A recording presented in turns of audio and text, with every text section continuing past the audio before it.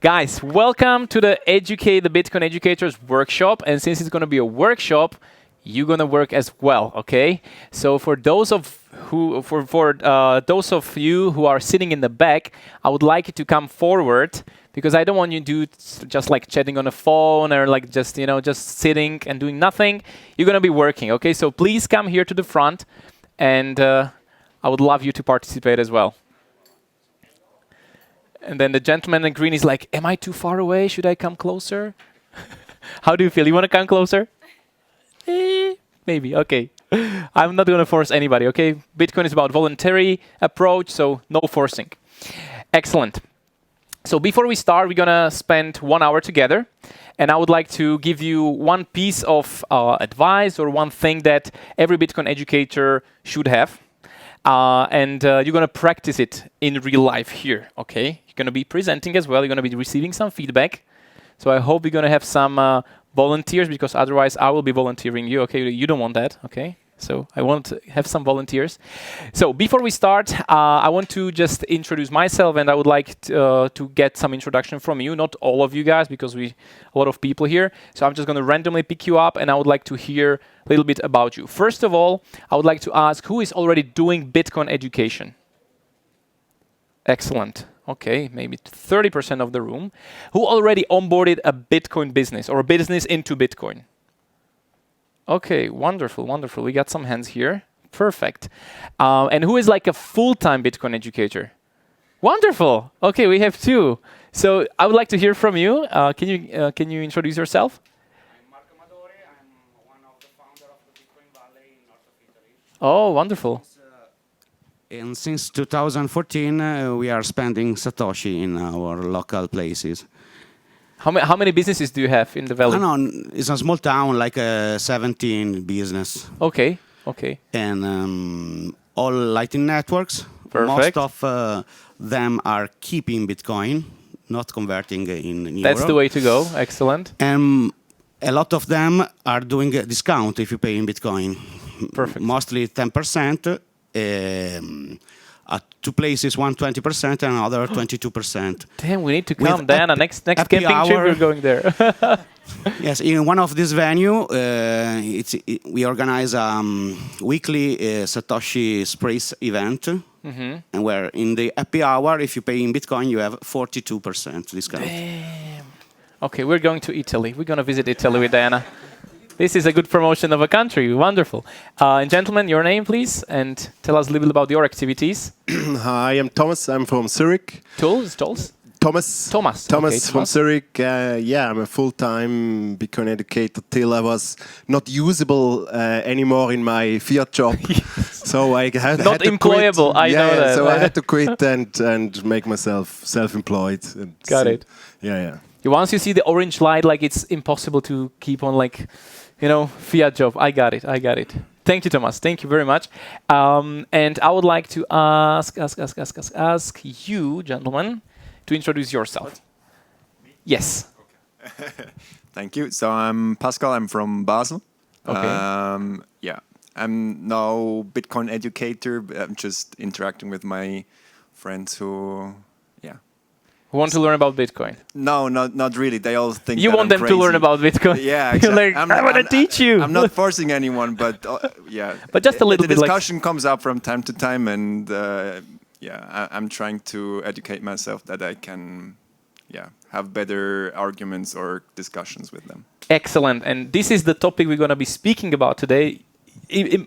Greatly that you mentioned that. Because as you've been to my panel or to the education panel, everybody who is here, you are Bitcoin micro educators.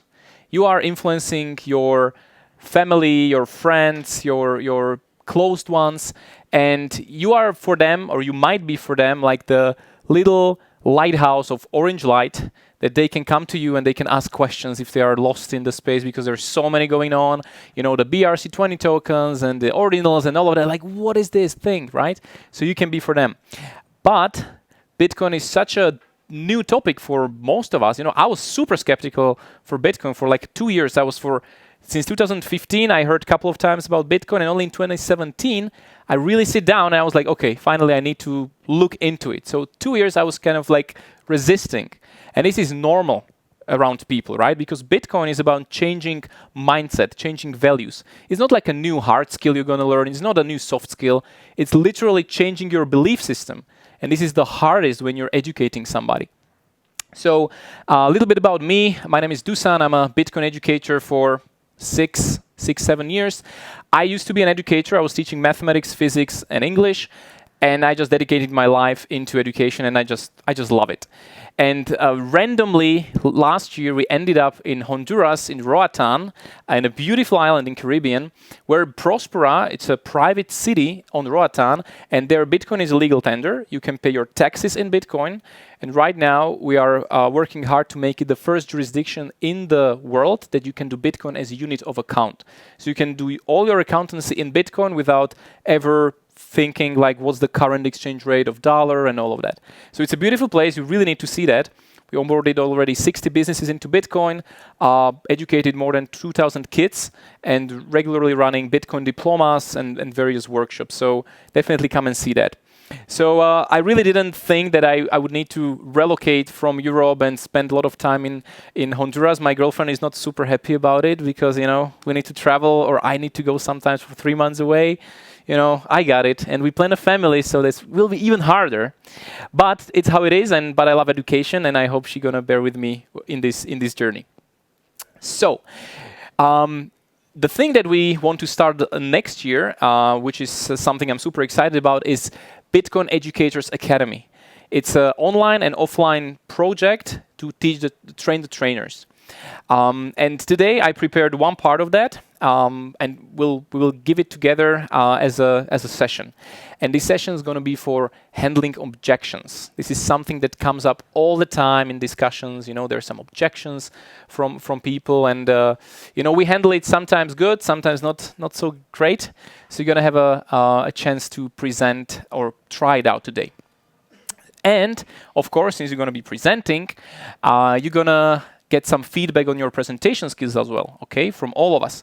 So we as the audience, whoever will be standing here, we're going to tell briefly what we liked about the presentation, what can be improved, and what was a general impression, very briefly, okay? And then we jump into objection. So I prepared for you 10 topics that you normally as an educator, you're going to encounter in your educator's life.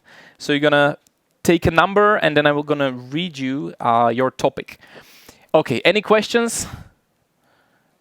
Not yet? Somebody's excited, somebody's afraid, like, don't pick me, please, don't pick me, no, I'm not here. So, do we have a first volunteer? Excellent. So, big applause for you.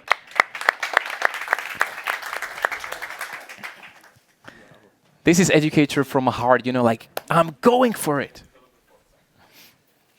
So, pick a number.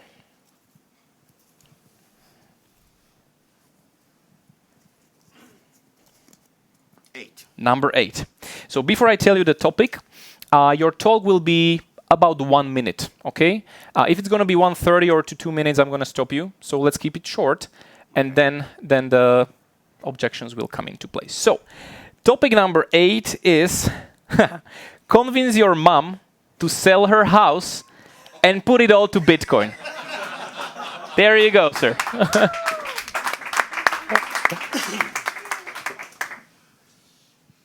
I don't think it's a good idea. Go with what you feel that will be the best. Wow. I thought of some different topics, not my mom. It can be a friend, a father. You can convince me. How many houses do you have, mom? If you have just one. No, you can... Dear mom, you can look at the history of our friend, the Optics in Rovereto, who sold his mother house in 2014 and bought Bitcoins. And now is not working anymore and just going around in the world. Want to do it like that? is the first thing that I can cover. But it's not my suggestion, because I often suggest to just put all the money you are not investing in alcohol, drugs, and stupid fun things, and put those money in each month in Bitcoin, so you don't have to look at the price and just do an accumulation of Satoshi over the time. This will be my suggestion, because I don't know how many houses this hypothetical mom have. If just have one house, maybe I should tell, buy Bitcoin, but take a rent of another house. You need a house for living, so it's not a good idea to sell your own only one house to buy Bitcoin. Okay, perfect. Marco, applause for you. I'm convinced. Take my Bitcoin. Stay here, Marco. Stay here. So right now, I'm gonna pass the microphone to you, because right now we're gonna switch us as the audience to audience that's gonna put a lot of questions. And imagine yourself being the mom, maybe having just one house, and you're gonna be right now objecting to his ideas of, selling the house and buying Bitcoin. So raise your hand, whoever has some objections or questions, and you're gonna ask it. And then, Marco, you're going to be reacting to those, okay? This will be for you. So let's do one by one. Yeah. You can just speak, I think. Yeah. No, into it. We need to record Can you hear it. me? Yes. Yeah, okay. Well, I can't hear myself as it. Okay, so can't Bitcoin go to zero? Can't I just lose everything? Okay. As much as I put into it, if it's all lost, what am I going to live on from? For a science fiction book, it could go to zero. Like humanity will go extinct if, from tomorrow, no man likes a woman and vice versa. So it is possible that humanity goes extinct because everyone on the earth is not doing sex. But it's like a science fiction case. It will not go to zero because I will not sell my Bitcoins. So it's impossible it's impossible since 2011 that Bitcoin goes to zero. Now it's even some shitcoin will not go to zero because there is a small community exchanging for fun. So if Bitcoin is, I think it is impossible. It's a science fiction kind of problem. Okay. Anybody else?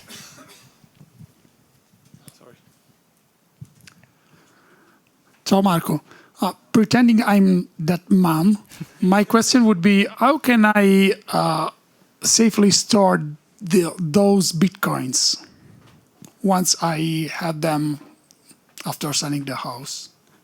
Yeah, you can store your Bitcoin in multiple backuped paper wallet if you enjoy this kind of ancient thing. Or there are some modern solution. But I think my mother also, because my father is doing that, is keeping his Bitcoins in multiple paper wallets because he likes to have some physical thing.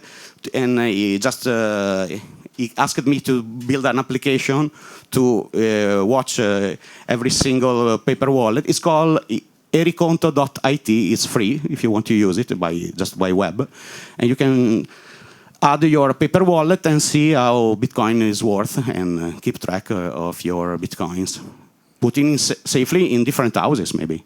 You have sold one house, maybe you have your sister's house, and you put a copy of that paper wallet in different houses. Yeah. Okay. I must say that out of my role, it wouldn't be the case for my parents, for example. They don't know what is a backup. So Yeah. that's why I was. We'll get to it. We'll get to it. I already killed my father long ago. And third one, okay, last one for Marco right now. Why should I sell my house when Bitcoin is quite new and it has no history of worth, and gold and houses are like from history, we know like thousands years ago, it always had a worth. Why should I trust such a new technology? Mm-hmm. It's an excellent question. It's the Lindy effect going on. 10 years ago, you maybe ask Bitcoin just have 3 years of life, and maybe in 3 years from now, it will completely gone. Now it's going to be difficult to imagine that because Bitcoin is still in his teenage, but already some years have passed. And my mother, probably I will made her look at the average Bitcoin price over 5 years, which is a nice curve that is never decreasing. So it's a nice graph to show to your parents, the average Bitcoin price in 5 years. Okay. Okay, big applause, Marco. Thank you. Take a seat here, Marco. We're going to need you one more time, okay? Okay, so tell me what was happening here. How was the atmosphere? Yes, you can just shout. Yeah, I think like all the... Okay, first of all, I think all those questions were great, but we need to feel that we are the audience and we are asking as audience. As Marco's mom, probably I will ask, why not invest in savings? Or why not invest in other buildings? Why not rent? You know, because I think the first thing that will came from the mind of this the people that is not so used to that, because we are in the environment, we are close to that. So our questions were really easy for Marco, because it's something that we are get used to it. Like for us, it's simple. So why not ask about the common financial system, the things that my mom, Marco's mom, my father, they all get used to it. Like they're living that in daily basis. I'm from Brazil. It's very difficult to talk about Bitcoin. Everyone is on REITs. Everyone is on other kinds of savings. We have inflation. So it's a little bit different environment. So my question will be more simple than that. Will be, why not sell and put in the bank? Why not sell and receive some savings? And great that you're saying that, because it's really like every person we are talking to has different motivations, different understanding of monetary system in general, of money, of Bitcoin. So the question is coming from different layers, right? If we're speaking from each other, we go much deeper than if you're talking to a family, right? And this is something as us as educators, we need to be aware of that. What else did you kind of get? What was how did it look like? It was kind of like Marco standing here and you guys, you know, asking questions, shouting the arguments, and he replying with the arguments. And this is actually what's happening 99% of the time. Whenever you're on a talk, maybe you're in a school, or the kid is asking the teacher is answering, we're just kind of shouting the argument, shouting the objections, and the other party is just replying with another arguments and trying to argue better, let's say. But this thing, the argumentation in general, should come not as the number one first step, but as the number second step. And I will write it here. And bunch of you who are already doing education, you already are aware of great arguments. You can already argue almost on anything. Any question that comes up, you can immediately have an amazing answer. And the better you be in Bitcoin, the better answers you're going to have, right? But it shouldn't be the first thing you're going to do if the objection comes or if the question comes.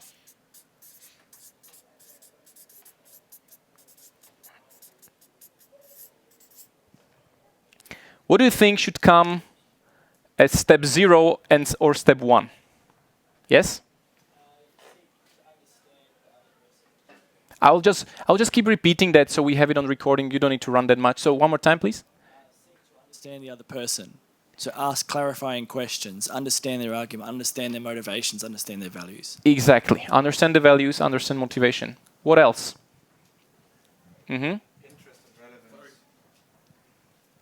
Interest, yes. Interest and relevance, like what is how is it relevant to the situation of the other person to think about that? You're saying interest of that person into the topic, or? Yeah, it's like spark interest first, and that's together with the relevance, like how is it relevant for the situation that the other person is in? Yes, that's correct as well.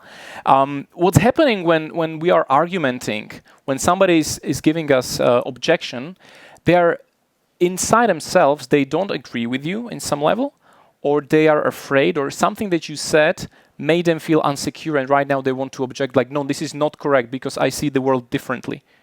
So it's like, it's not neocortex, it's not the intellectual part speaking at that moment, it's more the amygdala, it's more the reptilian brain speaking at that moment. And you, as educator, as person that want to give knowledge, you are answering from the neocortex, you're answering with the data, you're answering with the monetary system, what happened in 1971 and all of that. But the neocortex cannot speak with amygdala. It's not possible. If the amygdala is still on the mode, on like the rage mode, like, no, this is not correct, I feel offended, I feel insecure, I have fear, I have this and that. When the emotion is present, you cannot speak arguments. It will not stick. So what you need to first do is to understand the situation. What made that person argument? What made that person to object? Or what are they really answering? What are they really asking? And then, if you understand well enough what they want to tell, then you can speak neocortex to neocortex, and then you can exchange arguments, right? So the step number 1 is basically receiving the objection.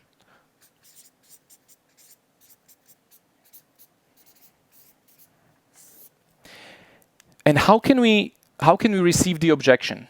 So if the question comes, what can we tell to make sure the person knows that we heard them, or that we really understood what they wanted to tell? What would you say? Yes? So we sort of nod our heads and ask a question, dig into why do you think that? You know, look sort of with a positive, interested body language, as well as verbalizing the question, why do you think that? What's made, you know? And with what intention you would ask that question?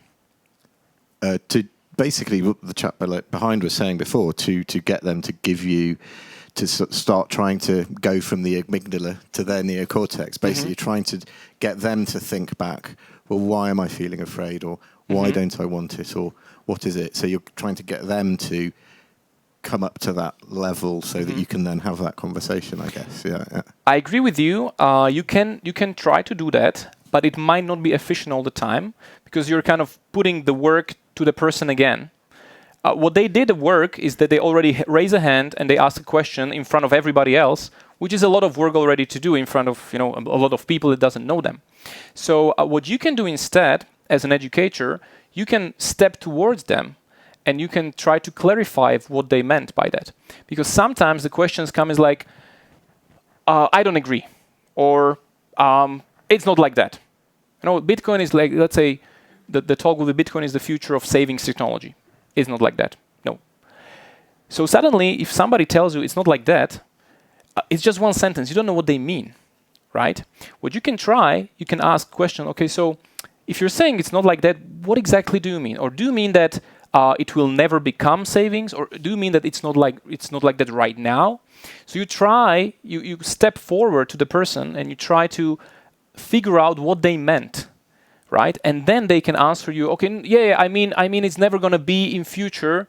It can never happen. Or I mean, it's not right now. And then suddenly you know that you're not argumenting about the whole thing that Bitcoin never be savings technology, but they're only objecting to it's not right now, and they maybe agree with you that it can be in future, right? So if somebody just gives you a very simple question or very simple sentence, what we tend to do is we tend to skip these points, and I will put point 0 here as well, and we go directly into argumentation because we think that we know what the person is saying, but we don't know. We need to clarify that first. So the step number 0 would be clarification.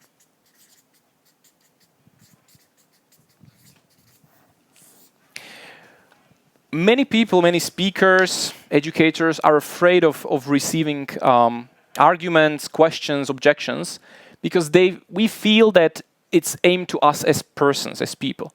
But you need to distinguish yourself as a speaker from the topic you're talking about, because people are objecting to the ideas, to the topic, not to yourself. And suddenly, if we feel threatened because we are just one person against everybody else, we forget these steps and we jump into argumentation to hold our position and to show that we are the ones who really know. We studied hundreds of hours and we really know how it's done. But at that moment, we don't care about protecting them or explaining them what we mean by that, but we care about protecting our ego.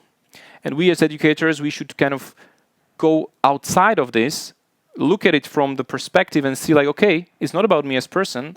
I don't need to protect myself because it's just about the idea that I'm saying. And I don't need to be harmed by that. So what I can do instead is first clarify what the person is really objecting to, and then receive the objection and give credit to the person. Because if they raise a hand and if they go outside of their comfort zone and they ask a question, you can at least thank them or give them credit for stepping out and really like saying like, thank you that you really stood out. Thank you that you really didn't stay silent and you brought it up. And this way, the people feel like they were heard. They feel like, but they are really heard. You make them heard.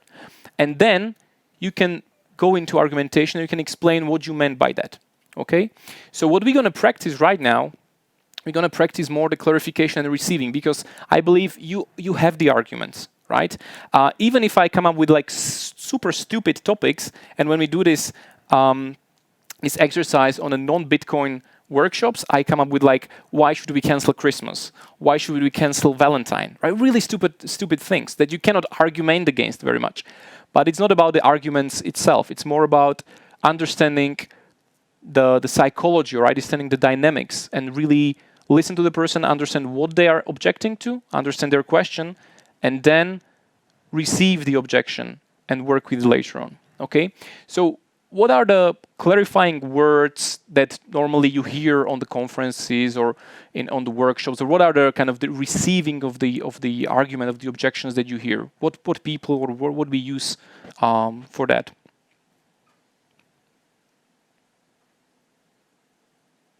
Yes. That's more like objection. That's more like objection. It's bad for environment. And I have one topic there as well for that. But for example, when somebody says, okay, I feel it's bad for the environment. How can you, standing there, either clarify the objection, so you can ask the person to really understand what you're going to answer to, or how would you receive the objection? What would you say at that moment if you would be the speaker in front?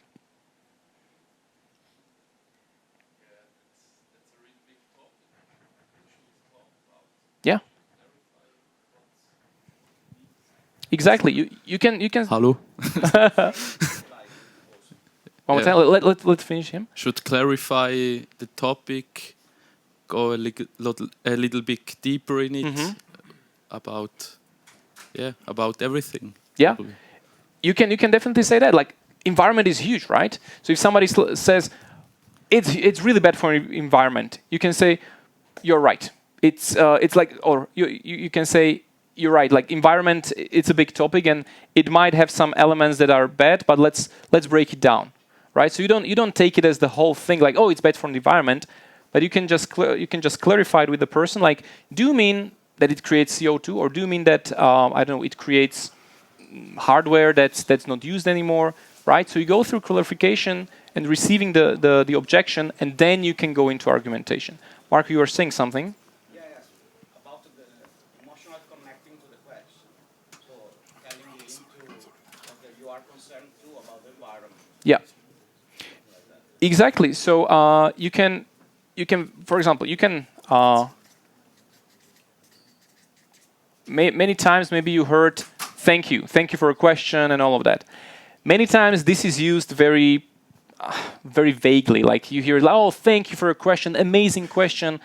And you know that the person is really not thinking that, right? If you want to thank somebody for bringing up a topic that's important, maybe you forget about that. Maybe they brought it up and you're like, oh, thank you for reminding me, because they really reminded you of that. Or maybe, thank you for bringing it up. So be very specific. If you want to thank somebody for a question or for something that they object to, be specific, because otherwise it might seem like just oh, I heard this on the workshop, I need to thank. Okay, thank you, and then you just smash them with arguments. It doesn't turn off the amygdala. It doesn't. You cannot logically argument together. So thank you for, but be specific. This is very important. And this really needs to come out from you. If there's nothing you want to thank them for, don't say that. rather do it differently, right? But if you really feel like, thank you for bringing this up, say it out. And the person suddenly feels like, wow, they really heard me. I went out from my comfort zone, they heard me, and now we can really talk, right? What else did you hear, or what else you could use here to help you out? Yes? We can say that we were thinking. Just a second. Yes. We can say that thank you for this, because we were thinking the same way before, but then we changed our mind because we have some new information and. Definitely, definitely. As I told you, for 2 years I was super skeptical about Bitcoin, because it was in 2015. It was brought to me by a friend of mine who was all in MLM Ponzi schemes. I don't know why he was a friend of mine, but well. So when he came to me like, oh, there's Bitcoin, I was like, yeah, it's another one. Okay, thank you, Simon. Nope. So that created like such a huge obstacle for me, right? So I was very skeptical. So when somebody comes up with like, well, I think it's a Ponzi scheme, man. Like, Bitcoin is shit. I really say, and that's how I had it. Like, well, I had it the same way, and I'm not surprised that you are saying that, right? And this way, the person says like, wow, okay, so they hear me. They were at the same position as I was, right? So if somebody objects to something that you were also against 1 year ago, few months ago, 5 years ago, bring it up, because that you can connect so well with the person that suddenly they feel like, wow, okay, maybe he was also on the same journey. And right now I'm in the beginning, and I can walk with this person, and he can show me what he learned that made him change his mind, right? So don't be afraid to say like, I had it the same way, right?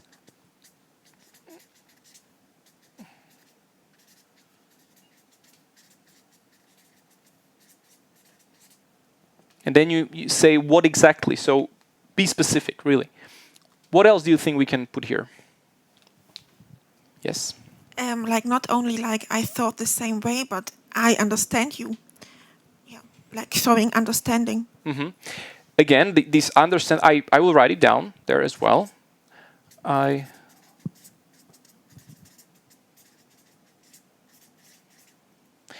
again, this connects very well to this one. Because many times you can hear like, oh, I understand, but you know, our solution is this and this and that. Then the understand part is like, meh, you know, it's just like, oh, I heard it on a workshop that I need to say understand. If you want to say, I understand you, be specific, like what exactly you understand. I understand that you are afraid that our environment might be damaged. Or I understand that it might seem that only criminals are using Bitcoin. I understand it. I was in the same position. Or I thought the same, right? So again, I understand you, but again, be specific in what exactly you understand. And when you say, I understand you, then this part comes in, the clarification. Because before you start to argument, before you start to even receive the objection, you need to clarify that. You need to really say like, the Bitcoin is bad for environment, right? And you would say, so are you saying that it produces a lot of CO2, or are you saying like it produces a lot of, you know, this and that? And the person say, no. I just think that it just produces a lot of computers that will never be used if Bitcoin will be gone or something like that. And then you can say, okay, now you understand what the person is really saying, and then I understand that you really want to say that there's too much waste, too much chips being just used for Bitcoin. And then you might say, well, I thought the same before. But the latest data shows us that this and this and that. And then you go into argumentation, right? So first of all, sometimes, most of the times, the argument that you're going to receive, the objection you're going to receive is very broad. It's just like somebody just like spills, you know, a bunch of stuff on the stage, and suddenly you want to make sure like what is there. So first clarify until you understand well, and only then go into receiving, and then go into argumentation. What else would you put here? Yes? Just a second. We are recording, so you need to give us some time on logistics. Hello. Yeah, I think that the difficulty that I have when I in this position is to not be so technical. Yes. Is try to connect with people with examples that they can understand in their lives, right? Try to fit their shoes. I think this is very important. Not to be so technical because it's easier for us to understand what is a blockchain, why it works. But let's try to be less technical and give more like concrete examples of how it works. Completely. And this is, I'm keeping my notes. I have like one note where I just put analogies of Bitcoin technicalities. And this is like, it helps so much. When you connect something super technical into something that people understand. We are doing Bitcoin mining for almost 3 years now. And explaining Bitcoin mining, maybe somebody already did it, it's so complicated if you want to put all what is around mining into some terms. So I'm using, like pulling the papers out of the bowl of papers, using dices, Rubik's cube. So all the things that people understand and connected, hashing function. I'm using a grinder for meat. Like, okay, you just put a steak here, you grind it, you get a grinded meat, but you cannot just roll it the other way around and put a nice steak on the first part, right? It doesn't work. It's a one-way function. So understanding mathematical one-way function, it's something like for non-math persons, it's like, what the hell is that? So you use combining the colors. Actually, mixing coffee and milk is also a great way of like a physical one-way function. You just mix coffee and milk, and you cannot like unmix it and just get a coffee and milk again, right? It doesn't work like that. So a lot of analogies, and I completely understand. Yeah. I agree with you. One of the things that I used to hear a lot is that people is like, especially people that don't know about it. It's what is mining? What is the miners? And I try to keep like a good spirit or humor to deal with that. Yeah. Sometimes I say, oh, miners is the guys that is trying to mine from Bitcoin lost. No, it's not. Like I try to use humor to make them understand that it's not like a person in a river trying to find gold. Like so. Perfect. Analogies. No, totally agree with you. And is the toughest part of being Bitcoin educator, like simplification. That's the toughest. Anything else you would put here? And then Marco will go again and try to do this. Yes? Make it a little bit personal. Mm-hmm. Oh, I've been there. Mm-hmm. Can you repeat? Make it personal. Yes, I have been there, or I know somebody who went exactly through the same thing that you are telling me. I understand you. Mm-hmm. Totally. Make it personal. Definitely connects with the audience, and it puts you in the same shoes as the person. You can say also, I agree, but only agree with the part that you can agree with. Okay, this is again something that many speakers use. Yeah, I agree with you, and then but and this and this and that.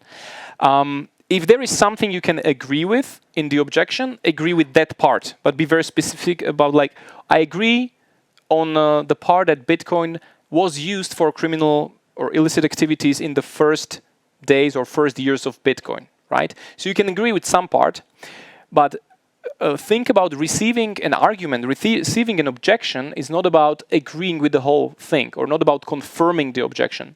People are afraid like, oh, but if I say I agree with something, that means I'm losing my position. That means I'm losing this argumental war. But it's not about that, right? So agreeing with some part of receiving the objection is not about you losing some battle, right? It's about really giving credit to person that put their hands up and they really try to tell you something. Objections in general, people are afraid of them. But the thing is, you need to be very grateful for objections. And salespeople will tell you that. Because if somebody's objecting, that means that they really care. They really listen. They are not like disconnected. They really listen, care about what you're saying. And objections really tells you where people are getting lost. Because if somebody wouldn't object, maybe they disconnected in your speech after 10 minutes and you had no idea. But if they do object, you can suddenly work with the objection and the person can calm down the amygdala, calm down the beast inside of them, and they can keep listening to you. So change your mindset about be very grateful for objections because it's really going to help you out and help to the audience completely a lot. We have Alex there. I object. Alex, tell us what you object to exactly. Thank you, bro. Great, it's more visual. Like we should look all the Bitcoin topic from the visual side. Bring more designers into the topic, I would say, and make it really simple. So I think it's important to reduce all the text of presentations. Oh, totally agree with you. And papers, and we need only icons and pictures and no text is the most important to educate non-Bitcoiners, I would say. Totally agree with you. The PowerPoint, like in our Bitcoin Educators Academy, we have one session dedicated to slides and visuals. And the old versions of PowerPoint were really, with all these bullet points, were kind of prompting us to use all the pages, right? Me, when I was in school, like the best PowerPoint I thought that I'm doing if I fill all the page with text. And our teachers didn't care. They were like, okay, that's good, just send it to me. So if somebody asks you to send the PowerPoint to them after presentations, people think that's a good thing. It's not a good thing. Because that means you had a lot of text and you as speaker were mostly useless there. You were just a talking head reading the text. You were useless and you didn't give up almost any added value. But I don't want to go to that part of being an educator, but I completely agree with you. Simplification of the text, going visual, going only images, 100% agree with you on that. Okay, Marco, you're going to come here again. We're going to object to you again, okay? No, the same topic. We're going to be your mom. Still going to be your mom. And you try to... Dusan. Don't go here. One moment. Yes, Giacomo. A quick one, inspired by Alex. I may have a real objection. Yes. I think so. Instinctively, every time I try to answer to objection in a personal way with an actual counterparty that it's in front of me, I think that's basically what we have to. I'm for. But when we are against some kind of no coiner or shitcoiner counterpart in some kind of debate, and what you are trying to convince is not your counterpart but only the audience, sometimes I think there may be value in actually more aggressive approaches, which are maybe more considered more fiat, like in the public TV debate. But I see some value in being perceived as more aggressive or more firm, especially when you're not trying to convince the other party, but just the audience watching the two of you. Would you agree that in this case the strategy may, not always, but may be oriented toward more, let's say, aggressive kind of debate? So you're saying that if, for example, you're on Twitter and somebody argues with you, you also think about the audience watching that, not only about that person on the other side? Yeah, and sometimes people want blood, and they will appreciate a firm. Yeah, it's true, right? It's also appealing to amygdala, but in this case, of the amygdala of the gladiator watchers, they want to see blood. Sometimes it does work. Maybe, especially if the opponent is expendable, you don't really want or can. I mean, you are talking with the Yellen. It's the probability that you will convert her low, so maybe you just go for the blood. Yeah, I mean, I agree with that. You can do more good for Bitcoin community and provide more value if you know that the other person is really not trying to understand and object in a positive way of understanding, but really kind of wants to fight you. Then I would agree on that part of like, okay, let's go for blood, but I'm not advocating that. If I were in your position, I would think about like what the person is really trying to say, maybe clarify as well, because you might be assuming initially that they want to just be bad on you, they want to just fight you, but maybe somewhere deep down they just really don't understand. Because I don't know about you guys, but I used to be a shitcoiner in 2017. I used to have Litecoin, bunch of other coins, and it really took me hundreds of hours to get into a different mindset. So me kind of meeting an altcoiner and immediately kind of slapping him for having some shitcoins, well, I don't think it's the best strategy. So I would really try to clarify and understand if the person is really one there to scam people, or if the person is lost in the space. And based on that, I would try to kind of go with the flow of that. And I agree with like on the X or on Twitter, it might take a lot of time. It might be time consuming, and it's if you don't sit with the person face to face, it's difficult. So I understand what you're saying on that, and like keep on doing what you're doing. I think We're enjoying your work, Jacob. Asking for a friend. Yeah, asking for. I have a solution for both I know of that you. friend. I know that friend. Okay, let's focus here on Marco again. So, for those of you who haven't been here, Marco's topic was to convince his mom to sell his house, sell her house and put it all to Bitcoin.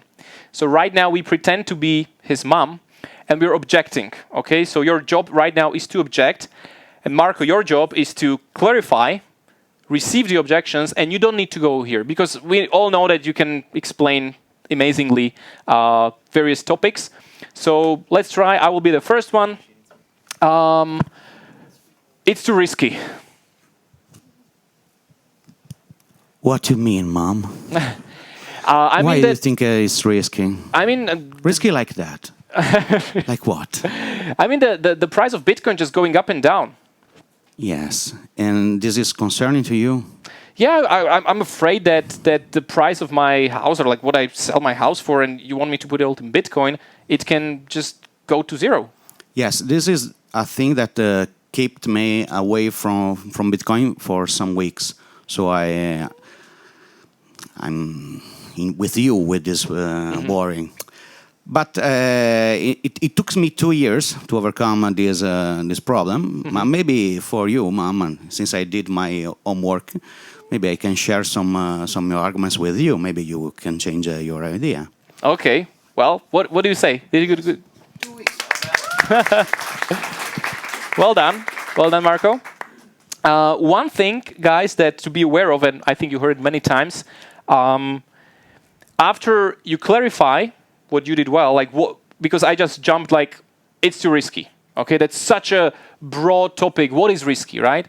So you clarify, like, what do you mean? And then the job was on me. The price of Bitcoin is too volatile. Okay, and so you went down the understanding what I'm really objecting to. So well done here, and receiving as well. You went through it. If you really went through that, you can tell us about it. And then you opened up for argumentation. What I want to advise you guys, if you're here and if you want to go into arguments, try to avoid the word but, okay? Try to avoid that, because rather, if you can, put and there. Because the word but is really like, it negates everything you said before. Okay, I like you like a friend, but you don't want to hear that, right? I'm not racist, but yeah, I'm not racist, but yeah. So we all know that the but really like doesn't make the other person feel that they really were hurt.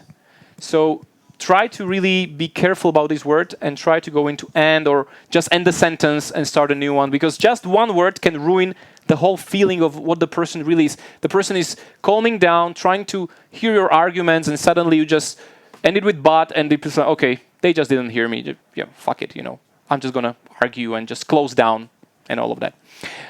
Okay, one more argument, one more objection for Marco. Argument? Yeah, yes.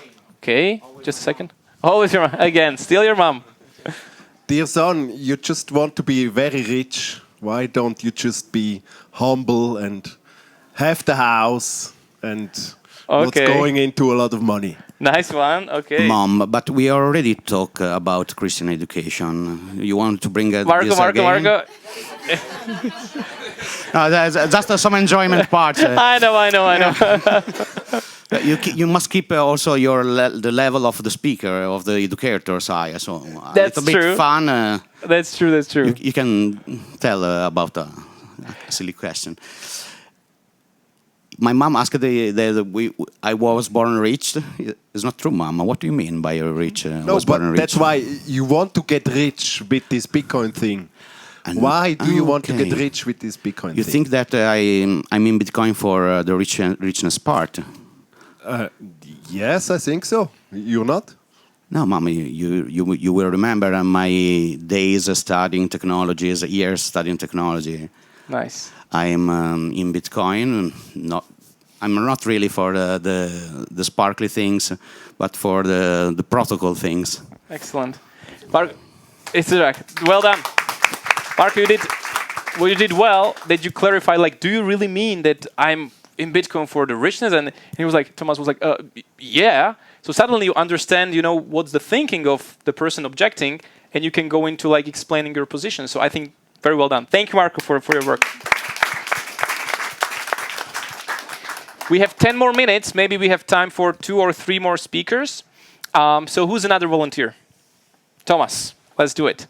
Pick a number, and I will tell you what's your topic.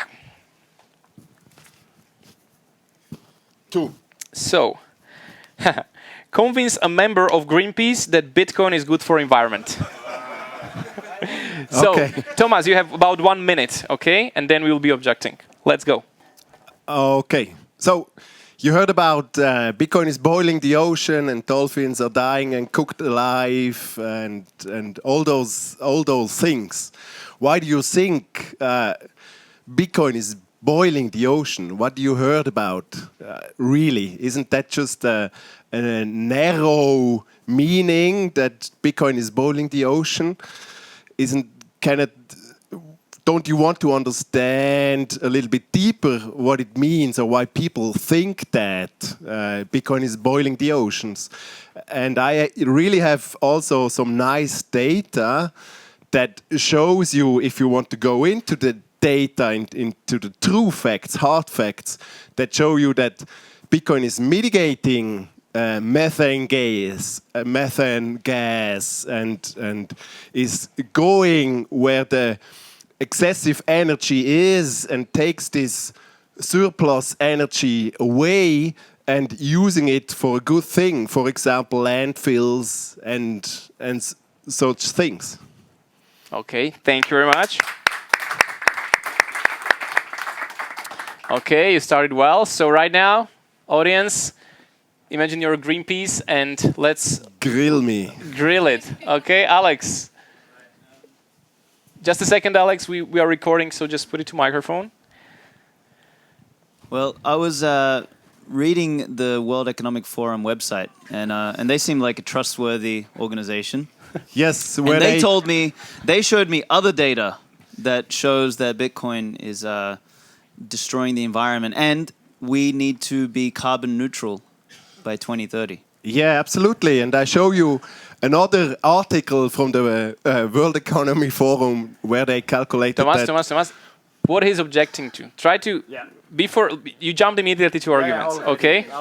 Hold on. So he's saying something from his position. So try to understand him. Which article do you refer to exactly? I don't remember. I've read a bunch, but my understanding is that we need to get to net zero, and Bitcoin uses energy, so that's a bad thing. What is it? Try to really think about somebody in his position. What he's afraid of? Because if somebody's objecting, there is a fear. There is some disagreement. So try to guess like the emotion that he has. Yeah. So you are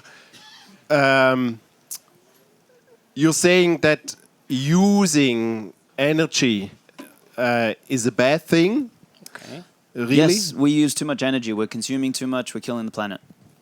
Okay. But what is too much energy? Isn't it more ecological, interesting a question how this energy is produced? If it's clean energy, can you use too much clean energy? Would you agree to that? Maybe not. That's a good point. I think we should use more windmills and solar panels, and I think we should all be vegan. Very good. So what you did well, Thomas. You try to understand what he means by if we use too much energy, if this is the problem, and what is too much energy. So you really stopped this part because you really wanted to jump here, and this is our natural reaction. Like we really all programmed like that. Like we want to defend our position. So this is very hard to conscientiously do. So you clarified it much better. And what do you think? For what would you give credit to a person that's objecting to the thing that he said? What would you give credit for? So I see that you really value Mother Earth and what we're living in and make a sustainable future for our children and children's children. Yeah. I really see that. And I'm also on that path. Yeah, I mean, exactly, because I don't think somebody's here would claim that anybody of you would like to destroy Earth. I don't think. We have different approaches to that. That's okay, but what we can agree on the core is like we really want not to harm anybody, want not to harm nature, but we don't know what we're doing many times. So what I think what you can give credit for, like that person that's conscious about environment, they want to do it as well, but they have bad data maybe. They believe the three-letter organization that, sometimes these three-letter organizations are not the good ones. But you can at least give credit that the person is conscientious of the environment. And then maybe you can go into like, you had the same feeling before, but then you get some more data on Bitcoin and you understood that this amount is from renewables. And now you understood that Alex was thinking about renewables, like that's a good way to go. So you can explain here in the argument part that renewables is right now growing, it's 56% and more, and so on and so on. But here you kind of calm the amygdala that you also care about the environment. I also see myself, because when you try to understand the other person or really fits in his shoes, you take your ego out of it, which is personally for me very, very important. And I feel not that much attacked personally. Exactly. You just summarize it beautifully, because this is really handling the objections, is just removing yourself from the equation, just putting the idea there and putting that person as kind of the most important one and trying to really help them understand, and you understand the psychology behind it, because you cannot help them understand if their amygdala is fighting you. So the way how to help them is to calm them down, show them credit what they argumenting, and then explain them these are the things that you can study more and so on. Dusan, I actually want to pull on a thread. So one thing he did that was very good, I think, was he asked how much energy. And I think what that did is it forced me to explain what I mean by that, because a lot of these objections are generally come from an undefined place. Yes. So one thing I would have done as well is I think reframing is really powerful when you're speaking to people. So whenever I get the energy objection, I actually ask them, okay, energy usage, too much energy usage. I try and ask them, is it energy usage that is a problem, or is it energy wastage? So I try and get like some definitions. So then you start moving the frame, because if you as the educator control the frame, you'll actually be able to help influence them better. So that's like number one, is it wastage? And what you'll often find, particularly for this one, is that it's wastage that is the problem. And then you get them to do exactly what you did next, which is how much wastage is bad wastage. And at least for this topic, I'll get them to try and analyze how much energy is wasted in the current fiat paradigm, which is, okay, in order for me to make a transaction with my Visa card, what needs to exist? Payment processors, Visa, the banking system, blah, blah. And then I ask them, okay, how much energy is wasted in or used in all of that? Do you not think we could do it more directly? And I think that just reframing is a really powerful way to deal with these. Absolutely. I would even rephrase it. You bring the other person into your battlefield. And yeah, but I agree with you. And the thing is, like, if you frame it as a battlefield, that kind of creates the, like, I'm fighting something, right? True. Yeah, and so try to kind of ease it down and not do like the battlefield thing. Yeah, Giacomo. To Alex's point specifically, I mean, this is not a strategic advice because the strategy is the same, but as a specific point on energy, most people just stand on discussing electricity use, but they don't frame it with environmentalism and fiat world in the terms of consumerism and production Keynesianism. So you can also switch if you see that the counterpart is not really into quantifying energy news, you can really try to go in a different direction. So like, I also care for the environment, which is destroyed by consumerism, created by easy money. So you can move it aside from physics into economics probably very easily. It happened to me a few times that the physical part was basically getting nowhere, and then the consumerism criticism was shared between, honestly shared between a Bitcoiner and an environmentalist. Agree with that. And you just show them that you're basically on the same side of the whole thing. Yes. One last thing. You want to argument, or you want to just? Sorry. Just a second. To try to summarize and understand it, like I think that the task is to not look like opposed to each other, but to look at something together. Completely. So What's your name? Stefan. Stefan, you said it amazingly well, and I put an analogy, like imagine not sitting at a table like opposing each other, but imagine sitting on a one bench, looking at the same direction together and discussing together and just having the same goal, but coming from a different place, sitting on a little bit different part of the bench, but you're kind of aiming the same direction. Because if you reframe your thinking that that person is really just not understanding you well enough, they really care because they raise their hand and they are bringing something up, and they just want to understand, they just want to, they care about the thing that they're argumenting. Suddenly you see that person as the person that's not wanting to do harm, but it's just they're not maybe there yet, or you don't have the same data, or just really try to help get on the same page. And with this way, you can be much, much better educator and micro-educator, because you can do this with your family, friends, and always think argumentation should be step number 2. First, clarify what the person is really objecting to, and then give them credit, receive the objection, thank them if there is something to thank for, be very specific. Tell them that you understand them, but again, tell what exactly you understand that you're saying, that make it personal, and try to reframe it that you're on the same page. Guys, thank you very much for spending time together.